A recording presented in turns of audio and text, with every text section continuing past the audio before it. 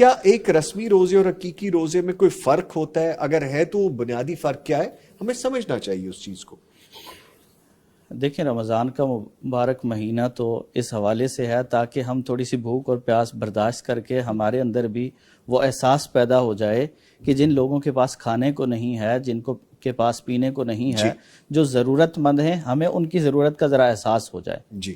اور ہم نے اس کو کھانے پینے کا مہینہ بنا رہی ہے.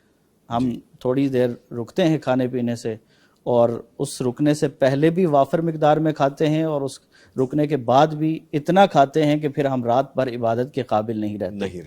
میں یہ ایک مثال سے بات کرنا چاہوں گا کہ ہمارے گھروں میں عام طور پر پانی بھرنے کے لیے موٹریں استعمال ہوتی ہیں.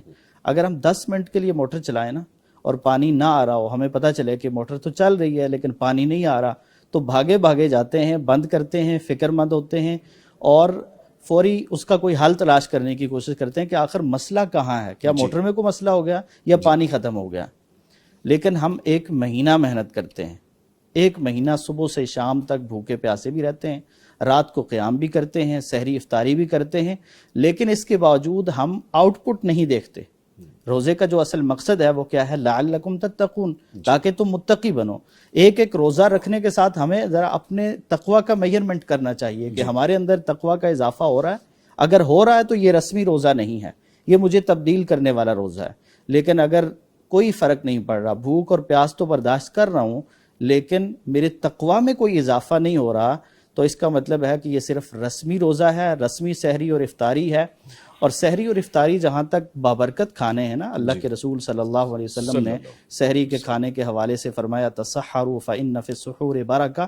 انسان کھاتا تو خود ہے، ضرورت تو اپنی پوری کر رہا ہے، لیکن اللہ تعالیٰ اس پہ بھی اسے اجر و ثواب دیتے ہیں. اسی طرح افطاری کر رہا ہے، لیکن سحری اور افطاری کے ایک تو ہمیں آداب سیکھنے چاہیے. اللہ کے رسول صلی اللہ علیہ وسلم ان دونوں میں کھجور کو پسند کیا کرتے تھے، اس کا اہتمام کرنا چاہیے کھانے پینے کے حوالے سے. اور بہت زیادہ پیٹ کو تھیلے کی طرح بھر لینا اور بعد میں کسی کام کے قابل نہ رہنا، پھکیاں کھاتے رہنا اور ڈکار مارتے رہنا، اس سے بچنا چاہیے. اب ہم بات کرتے ہیں تقوی کی، کہ روزے کا جو اصل مقصد ہے وہ تقوی کا حصول ہے.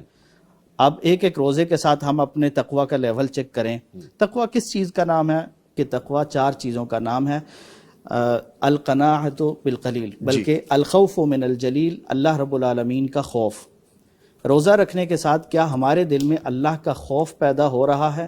اور جس چیز کا خوف ہوتا ہے نا، اللہ تعالیٰ ہمارے ملک کی حفاظت فرمائے، لیکن جس طرح کے حالات کبھی بعض جگہوں پہ ہوتے ہیں کہ اگر کوئی شخص سامنے چھری چاقو لے کر یا پسٹل لے کر کھڑا ہو جائے نا اور وہ کہے کہ جو کچھ جیب میں ہے نکال کے رکھ دو، تو ہم اس کے حوالے کر دیتے ہیں. وہ موبائل جو شاید ہم اپنے بیوی بچوں کے ہاتھ میں نہیں دیتے، اس کے ہاتھ میں دے دیتے ہیں، جان بچانی ہے. جی. خون پسینے سے جو کمایا ہوا مال ہوتا ہے وہ بھی اس کے سامنے رکھ دیتے ہیں. کچھ بولنا چاہتے ہیں، کہنا چاہتے ہیں تو وہ کہتے ہیں چپ کر جائیں، تو ہماری زبان وہیں پہ رک جاتی ہے.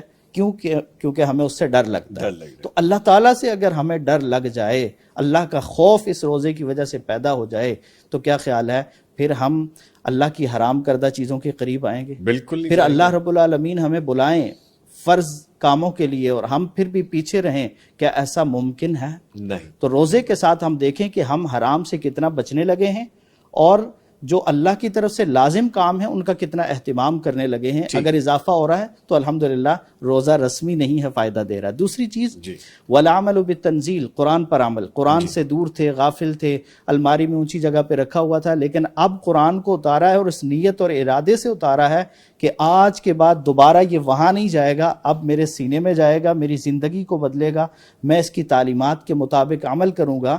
تو اس کا مطلب ہے کہ روزہ با مقصد ہے. اور تیسری چیز والقناعۃ بالقلیل، جو اللہ نے دیا ہے.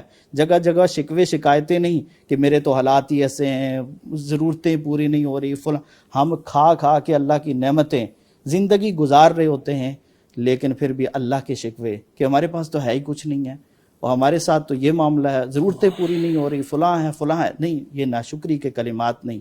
روزہ مجھے اور آپ کو قناعت سکھاتا ہے. لیکن اگر پورا دن روزہ رکھنے کے بعد افطاری کے وقت نظر یہ ہو کہ اس پلیٹ میں تو زیادہ اچھی کھجوریں پڑی ہیں، اس میں تو پکوڑے اچھے پڑے ہیں، تو کیا خیال ہے ہم نے پھر کیا قناعت سیکھی ہے؟ اور چوتھی چیز والاستعداد لیوم الرحیل، ایک وقت وہ آنے والا ہے کہ جب ہم خالی ہاتھ ہوں گے، تنہا ہوں گے، اور ہمارے اپنے ہمیں تنہائی میں چھوڑ کر آئیں گے، تو اس کے لیے تیاری روزہ اگر مجھے اور آپ کو وہ تیاری دے رہا ہے نا، اور ہمیں روزہ رکھ کے یہ احساس پیدا ہو رہا ہے کہ ہم نے اللہ کے پاس جانا ہے، ہم نے قبر میں جانا ہے، اللہ کے سامنے حشر میں کھڑے ہونا ہے، سوال جواب ہونے ہیں، تو پھر تو الحمدللہ ہمارا روزہ ہمیں فائدہ دے رہا ہے. اور اگر یہ چیزیں حاصل نہیں ہو رہی تو پھر رسمی روزہ ہی ہے، پھر بھوک اور پیاس ہی. اور اللہ کے رسول نے فرمایا تھا کہ بہت سارے ایسے روزے دار ہیں جو بھوک اور پیاس کے علاوہ اور کچھ بھی حاصل نہیں کر پاتے. اور پھر زبان کا نا اس میں بڑا کردار ہوتا ہے ہمارے ان اعمال میں، روزے کو خراب کرنے میں خاص طور پر، اور نگاہوں کا بھی. اللہ کے رسول نے اسی وجہ سے فرمایا تھا من لم يدع قول الزور والعمل به فليس لله حاجة في ان يدع طعامه وشرابه،